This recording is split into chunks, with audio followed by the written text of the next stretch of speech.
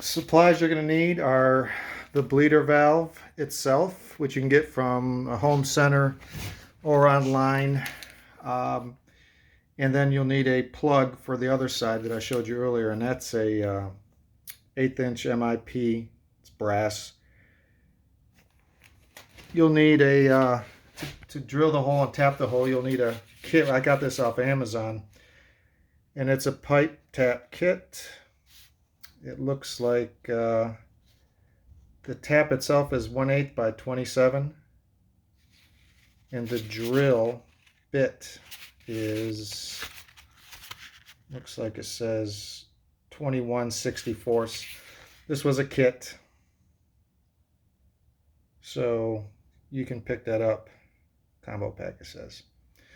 All right, so, and then the other things you'll need is a wrench to screw in the brass plug. That's a 5/16 open end, box end, whatever. You'll need some dope, pipe dope. The stuff I got seems to work pretty good. And then the same brand is some blue tape for the threads. It's thicker than the white stuff, that cheap white stuff you'll buy. And I did some research online and it said tape it and dope it. You'll nearly guaranteed to have no leaks. Since I'm not a professional, I'll do both of those things. Okay, so this is where I want to drill my hole. I'll show you how I'm doing that.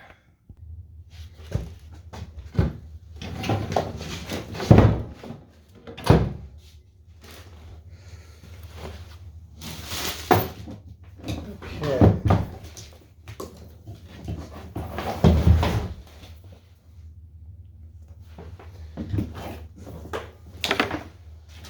So I got my 21/64 drill bit.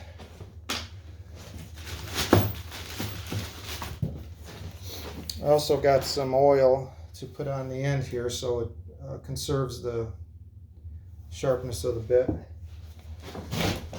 This metal looks to be maybe about 1/4 inch or 3/16 or something like that, so it's not real thick.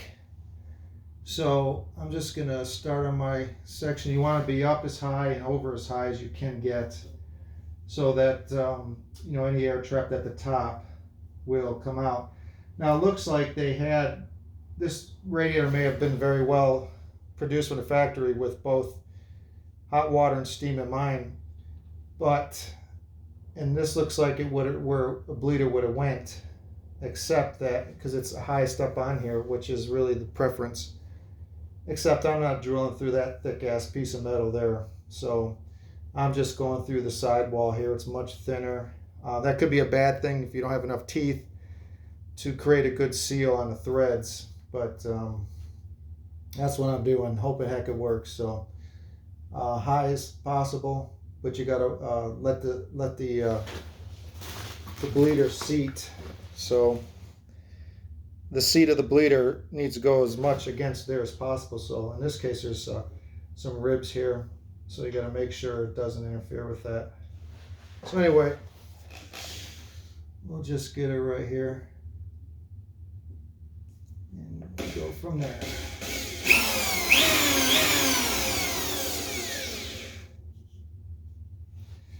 I've got a little bubble on my drill, so I'm trying to keep it as level as possible.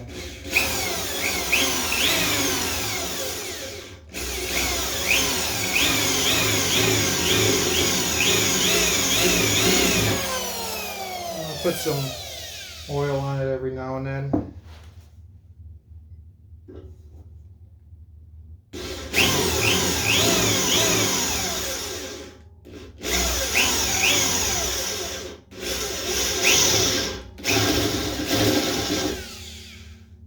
Now, when you're almost through, you want to just throw some more oil on it, but now you got to be careful because you don't want to go slamming into the other side of the cavity.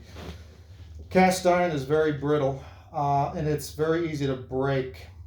So you have to be real careful when you're doing this, that you don't just continue to go forward through. So just have to be slow and easy here. All right, we're through.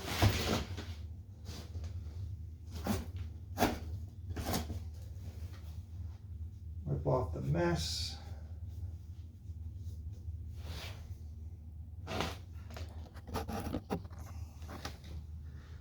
There's the hole.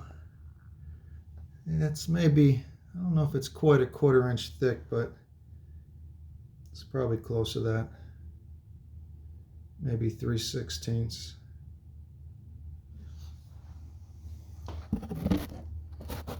So the next thing we have to do is tap the hole. Now, I didn't have a tap handle. And what you want to do is you want to do this real slow and easy. I was thinking about putting it in a drill, but that's the RPMs are too fast. So what I did was I got a hole hog, and this is very slow, slower than a regular drill.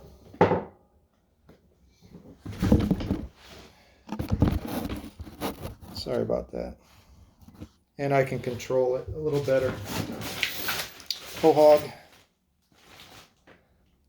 There's a drill bit. I cut a few other ones.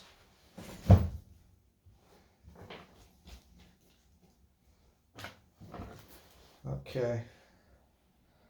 I'll put some oil on the end here to maintain the sharpness once again. And then we just want to take it slow and easy.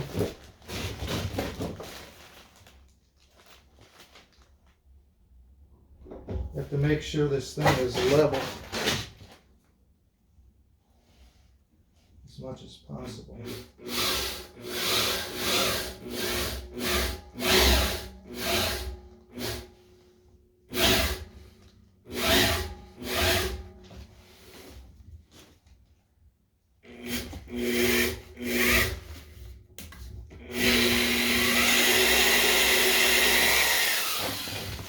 And then in it, bring it in and out once or twice.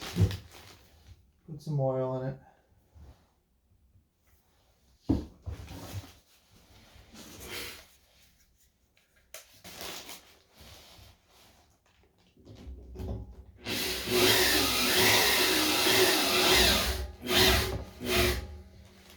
It's tapered a bit from the beginning towards the back of the tap, so you'll constantly have pressure. And so I kind of just, I'm not even quite sure how you do, but I went about halfway down the bit, down the tap.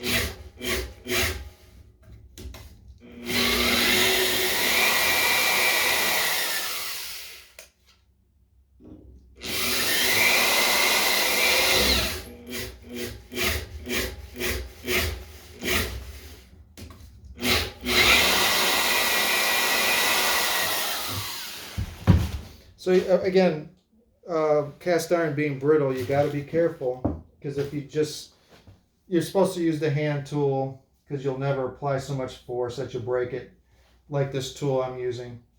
It's quick in my case. You just have to know how to operate it in terms of not going too fast.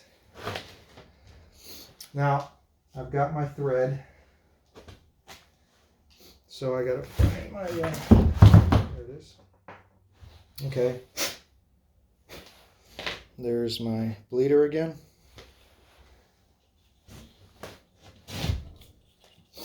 So now I want to put some tape on it.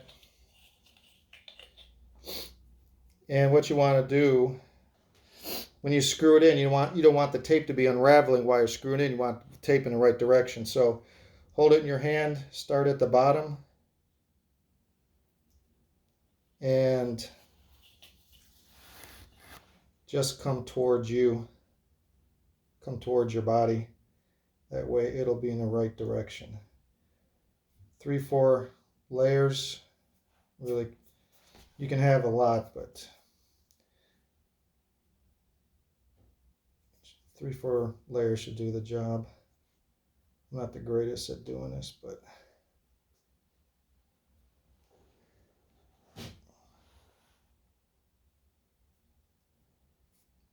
all right, that should do it.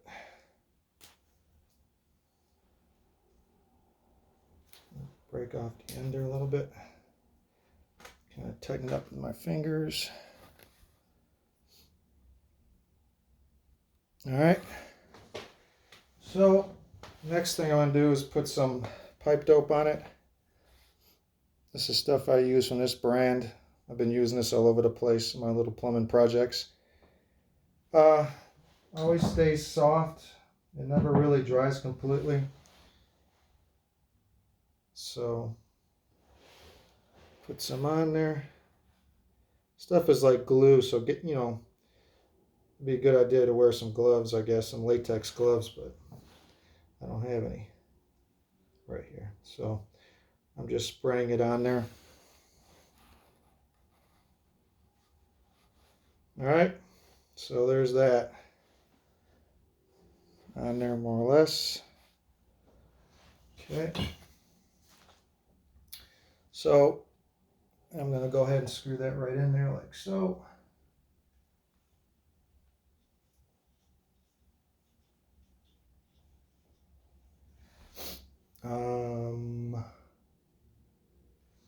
I have to get a tool. I'll be right back.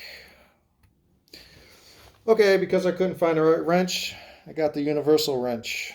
So now there's a bleeder. It's a tiny little hole, and you obviously want that to be on the bottom. So I'm going to crank it in here.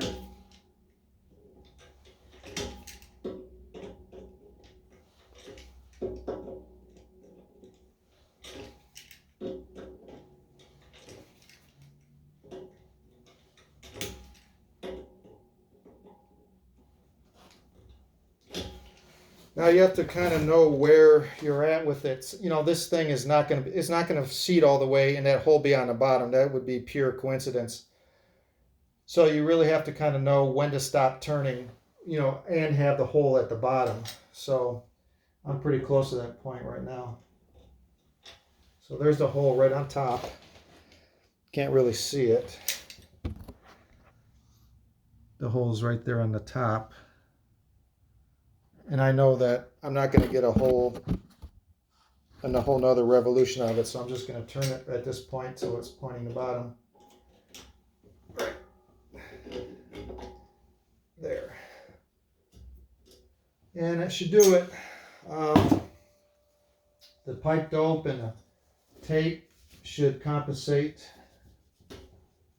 for any gap that may or may not be there between the seat of the valve and then the radiator.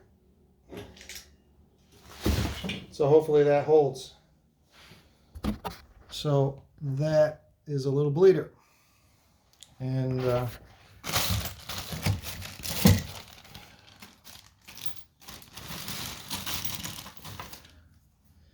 you of course use these little keys to open and close it.